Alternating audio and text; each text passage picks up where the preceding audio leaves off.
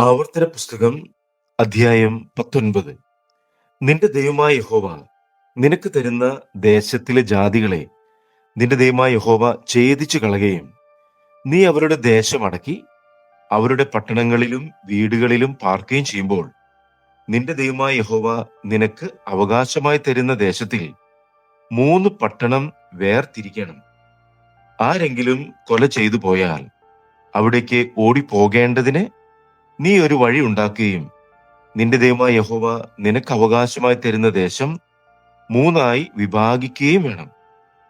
കൊല ചെയ്തിട്ട് അവിടേക്ക് ഓടിപ്പോയി ജീവനോടിരിക്കേണ്ടുന്നവന്റെ സംഗതി എന്തെന്നാൽ, ഒരുത്തൻ പൂർവ്വദ്വേഷം കൂടാതെ അബദ്ധവശാൽ കൂട്ടുകാരനെ കൊന്നുപോയെങ്കിൽ, എങ്ങനെയെന്നാൽ മരം വെട്ടുവാൻ ഒരുത്തൻ കൂട്ടുകാരനോട് കൂടെ കാട്ടിൽ പോയി മരം വെട്ടുവാൻ കോടാലി ഓങ്ങുമ്പോൾ കോടാലി ഊരിത്തെറിച്ച് കൂട്ടുകാരന് കൊണ്ടിട്ട് അവൻ മരിച്ചുപോയാൽ, ഇങ്ങനെ കൊല ചെയ്തവനെ രക്തപ്രതികാരകൻ മനസ്സിന്റെ ഉഷ്ണത്തോടെ പിന്തുടർന്ന് വഴിയുടെ ദൂരനിമിത്തം അവനെ പിടിച്ച് അവന്റെ ജീവനെ നശിപ്പിക്കാതിരിപ്പാൻ അവൻ ആ പട്ടണങ്ങളിൽ ഒന്നിൽ ഓടിപ്പോയി ജീവനോടിരിക്കണം.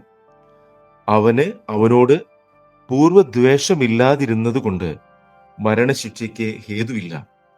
അതുകൊണ്ട് 3 പട്ടണം വേർതിരിക്കണമെന്ന് ഞാൻ നിന്നോട് ആജ്ഞാപിക്കുന്നു.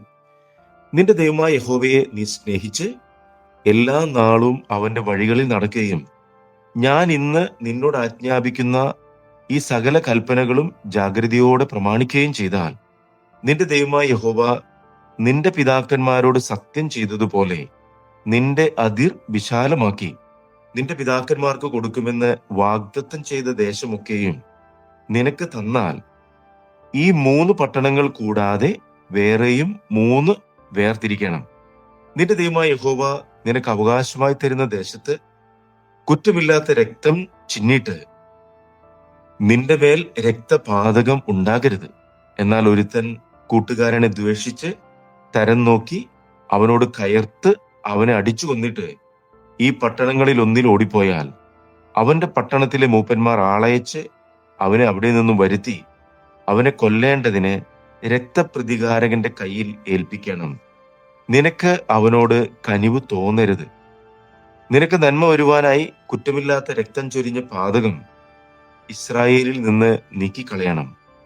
നിന്റെ ദൈവമായ യഹോവ നിനക്ക് അവകാശമായി തരുന്ന ദേശത്ത് നീ കൈവശമാക്കുവാനിരിക്കുന്ന നിന്റെ അവകാശത്തിൽ പൂർവന്മാർ വച്ചിരിക്കുന്നതായ കൂട്ടുകാരന്റെ അതിർ നീക്കരുത്.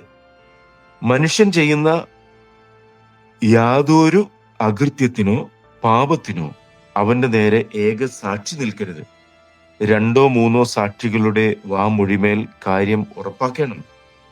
ഒരുത്തന്റെ നേരെ അകൃത്യം സാക്ഷീകരിപ്പാൻ ഒരു കള്ളസാക്ഷി അവന് വിരോധമായി എഴുന്നേറ്റാൽ, തമ്മിൽ വ്യവഹാരമുള്ള 2 പേരും യഹോവയുടെ സന്നിധിയിൽ അന്നുള്ള പുരോഹിതന്മാരുടെയും ന്യായാധിപന്മാരുടെയും മുൻപാകെ നിൽക്കണം. ന്യായാധിപന്മാർ നല്ലവണ്ണം വിസ്താരം കഴിക്കണം. സാക്ഷി കള്ളസാക്ഷി എന്നും സഹോദരന്റെ നേരെ കള്ളസാക്ഷ്യം പറഞ്ഞു എന്നും കണ്ടാൽ, അവൻ സഹോദരന് വരുത്തുവാൻ നിരൂപിച്ചതുപോലെ നിങ്ങൾ അവനോട് ചെയ്യണം. ഇങ്ങനെ നിങ്ങളുടെ ഇടയിൽ നിന്ന് ദോഷം നീക്കിക്കളയണം. ഇനി നിങ്ങളുടെ ഇടയിൽ അതുപോലെയുള്ള ദോഷം നടക്കാതിരിക്കേണ്ടതിന് ശേഷമുള്ളവർ കേട്ട് ഭയപ്പെടണം. നിനക്ക് കനിവ് തോന്നരുത്. ജീവന് പകരം ജീവൻ, കണ്ണിന് പകരം കണ്ണ്, പല്ലിന് പകരം പല്ല്, കൈക്ക് പകരം കൈ, കാലിന് പകരം കാൽ.